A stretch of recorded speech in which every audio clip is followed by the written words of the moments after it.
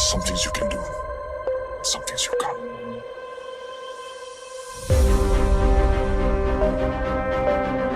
40% से ज्यादा कोई मिल गया जो क्रिस सीरीज की फर्स्ट फिल्म थी, उसमें हम रोहित के अंतरिक्ष से आए फैन से मिले जो हमारा दोस्त भी बन गया और जो है जादू। और उसके बारे में हमने काफी सारी चीजें जानी, जैसे कि धूप उसकी एनर्जी का सोर्स है और उसके पावर्स की वजह से रोहित ठीक हो जाता है। और इतना ही नहीं, वो इतना ज्यादा जीनियस बन गया है कि वो तो बड़े से बड़े साइंटिस्ट को भी ना अब टक्कर दे सकता है। तो ये सारी चीजें हमने ऑलरेडी देख ली है।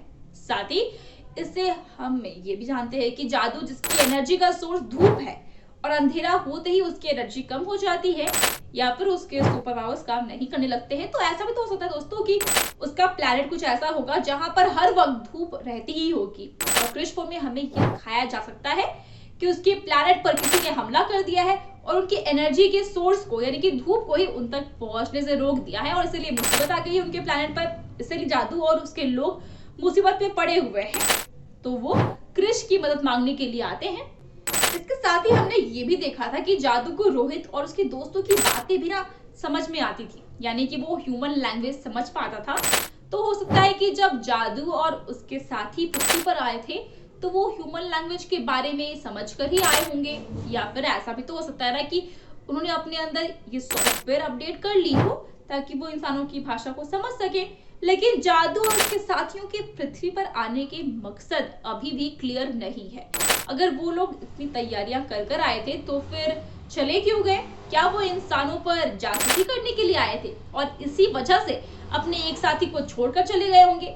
लेकिन फिर जब रोहित ने जादू को सबसे बचाया तब उसे ये लगा कि इंसान अच्छे हैं और उसने अपने बाकी साथियों से भी कहा कि इंसान उन्हें नुकसान नहीं पहुंचाने वाले हैं और इसीलिए उन्होंने कोई हमला यहाँ पर नहीं किया। अब इस बात का जवाब भी हमें क्रिश फोर में ही मिलने वाला है अगर इस बार मेकर्स जादू पर फोकस करे तो, जो इस पूरी सीरीज का मेन फोकस कहा जा सकता है।